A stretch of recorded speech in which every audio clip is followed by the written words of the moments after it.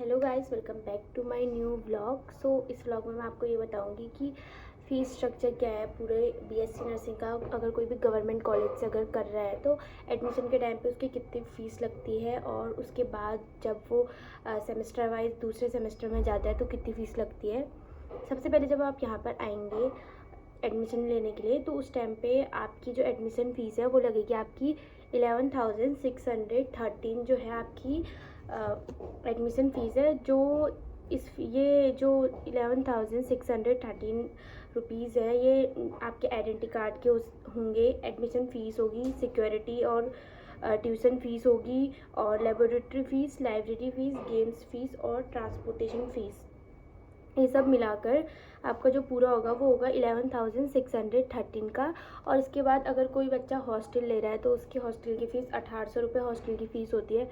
तो आप इसमें ऐड ऑन कर सकते हैं 11,613 में अगर आपने 1800 ऐड करी तो आपके आ जाएंगे 13,413। तो इतने का ओवरऑल आपका एक ड्राफ्ट बनेगा। जो अगर हॉस्टल ले रहा है तो उसके लिए इतने का बनेगा, और जो हॉस्टल नहीं ले रहा है तो उसका ड्राफ्ट 11,613 का ही बनेगा। और उसके बाद आपको एसएनए की फ़ीस देनी होती है। तो एसएनए की फ़ीस देनी होती है तो उसको 2,500 वो अलग से लगती है। उसके लिए कोई ड्राफ्ट नहीं बनाना पड़ता आपको, वो आपके कॉलेज में कैश जमा होंगे वो पैसे। तो आपने वो जमा कर दिए, बस इतनी जो है एडमिशन के टाइम पे इतनी फ़ीस लगेगी आपकी। और आप लोगों को ये बात ध्यान में रखनी है कि 2 ड्राफ्ट नहीं बनाने हैं, आपको एक ही ड्राफ्ट बनाना पड़ता है। जो हॉस्टल ले रहे हैं तो बच्चे सोचते हैं कि एक हॉस्टल का ड्राफ्ट अलग बनेगा और एडमिशन फ़ीस का अलग बनेगा, तो ऐसा नहीं होता। दोनों मतलब एडमिशन फ़ीस भी और हॉस्टल फ़ीस भी दोनों एक में ही ऐड ऑन कर एक ही ड्राफ्ट बनता है। और उसके बाद बात करूँ मैं कि जब आप यहाँ पर आ गए, आप एडमिशन के बाद आपको एक महीने बाद आपको यहाँ पर बुला लेते हैं क्लासेस ज्वाइन करने के लिए। तब आप यहाँ पर आएंगे तो उसके बाद जब जिस दिन से आप मेस का खाना खाएंगे तो उस दिन से आपकी मेस की फ़ीस चलना चालू हो जाएगी। मतलब उसके बाद क्या होगा कि आप मतलब यहाँ पर जहाँ पर मैं पढ़ती हूँ यानी कि गवर्नमेंट नर्सिंग कॉलेज हल्द्वानी, तो वहाँ पर मंथ जो हमारी मेस की फ़ीस जाती है वो 2,800 होती है। और अगर मैं अदर कॉलेजेस की बात करूँ तो 3,000 अप्रॉक्स अदर कॉलेजों में भी इतनी ही होती है फ़ीस मेस की। तो हर महीने आपको यहाँ पर आकर मेस की फ़ीस देनी पड़ती है। तो उसके बाद जब आप फर्स्ट सेमेस्टर पे आएंगे, आपने एडमिशन फ़ीस भर ली, उसके बाद जब आप पेपर देने के लिए, जब आपको 6 महीने हो जाएंगे यहाँ पर और आप पेपर देने के लिए आएंगे, तो उस टाइम पे क्या होगा कि आपको सबसे पहले HNBMU यूनिवर्सिटी के रजिस्ट्रेशन कराना पड़ेगा। तो जब हम थे तो उस टाइम पे हमने रजिस्ट्रेशन फ़ीस दी थी। तो हमने 3,500 जो थी वो रजिस्ट्रेशन फ़ीस दी थी फर्स्ट सेमेस्टर में HNBMU यूनिवर्सिटी में रजिस्ट्रेशन कराने के लिए।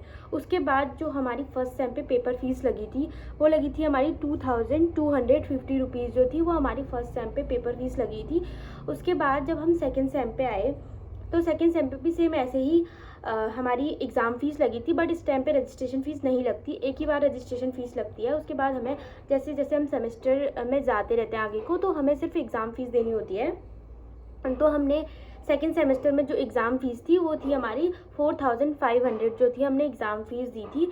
और जब हम थर्ड सेमेस्टर में आए थे तो थर्ड सेमेस्टर यानी कि हमें सेकेंड ईयर लग गया था, तो सेकेंड ईयर में हमें फिर से एडमिशन कराना होता है।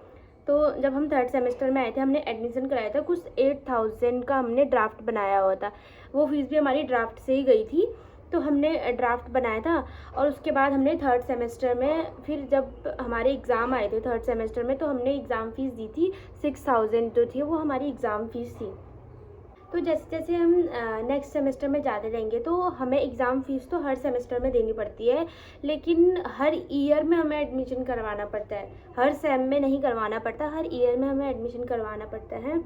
तो ओवरऑल मैंने आपको ये बता दिया कि फ़ीस स्ट्रक्चर पूरा क्या होता है 4 साल का। जब आप यहाँ पर एंटर करेंगे तो आपको कितनी फ़ीस देनी पड़ती है, और सेमेस्टर वाइज सारे आपको मैंने फ़ीस स्ट्रक्चर बता दिया।